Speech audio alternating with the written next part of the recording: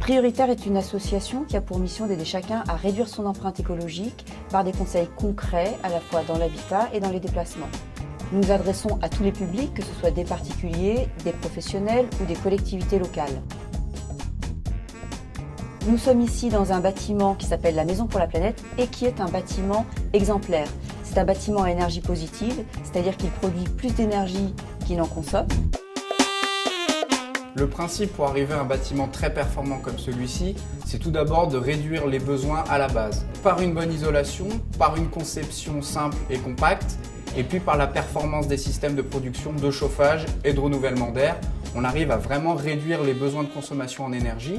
Et puis on va venir compenser, voire produire un petit peu plus que la consommation par les panneaux solaires photovoltaïques qui vont amener cette production d'énergie supplémentaire. Une des choses importantes, c'est la compacité du bâtiment. On est vraiment sur un bâtiment qui a une forme très simple, très cubique et qui, dès la conception, va limiter les déperditions de chaleur par l'optimisation de la forme du bâtiment.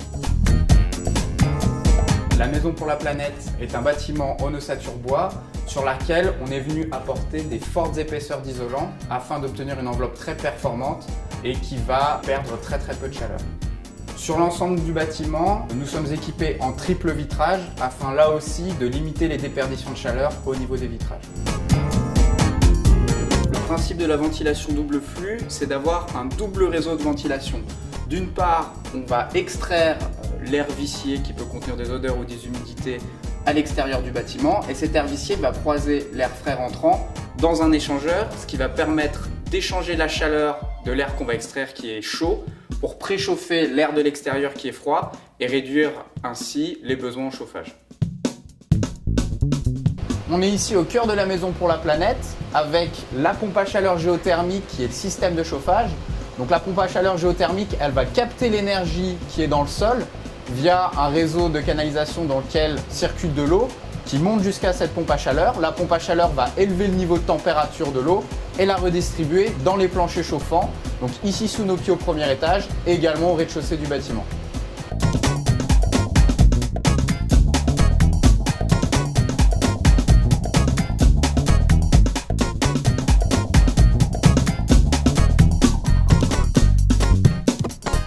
En ayant donc d'une part des besoins très faibles et d'autre part une production d'origine renouvelable par les panneaux photovoltaïques, on arrive à être un bâtiment énergie positive, c'est-à-dire à produire un petit peu plus d'énergie qu'on en consomme. Au-delà de la performance de ce bâtiment, ce que je dois dire, c'est qu'il est très confortable puisque quelle que soit la température extérieure, nous avons toujours une température constante dans le bâtiment, été comme hiver.